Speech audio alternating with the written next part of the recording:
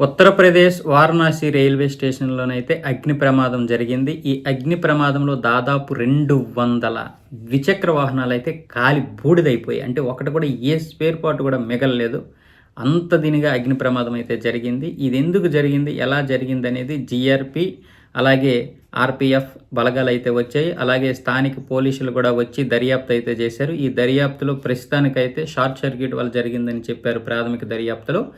మిగతా దర్యాప్తు చేసి దీని వెనక ఏమైనా కుట్ర కోణం ఉందా ఏంటా అనేది చూసి చెప్తారు. మొత్తానికి 200 ఈ వాహనాలు కూడా రైల్వే ఉద్యోగులు అని తెలుస్తుంది ఎక్కువగా. మిగతావి ఒక 40, 50 మాత్రమే ఔటర్స్ అని తెలుస్తుంది. దీని వెనక ఇంకెవరైనా కుట్ర కోణం ఉందా? లేకపోతే షార్ట్ సర్క్యూటా? షార్ట్ సర్క్యూట్ అయితే ఏంటి అనేది చెప్తారు. ఇంతకుముందు హాస్పిటల్‌లో కూడా షార్ట్ సర్క్యూట్ జరిగి దాదాపు 12 మంది పిల్లలైతే అదే ఉత్తరప్రదేశ్‌లో దగ్ధమైపోయారు. మళ్ళీ వెంటనే ఇప్పుడు కనీసం నెల కూడా కాలేదు. 10 రోజులు, వారం రోజులు అయ్యుంటది. మళ్ళీ ఇప్పుడు ఇది రెండోసారి జరగడం. ఇది షార్ట్ సర్క్యూటా? లేకపోతే ఇంకేమైనా దీని వెనక కుట్ర కోణాలు ఉన్నాయనేదైతే మాత్రం పోలీసులు విచారణ చేసి చేపడతామని చెప్పారు.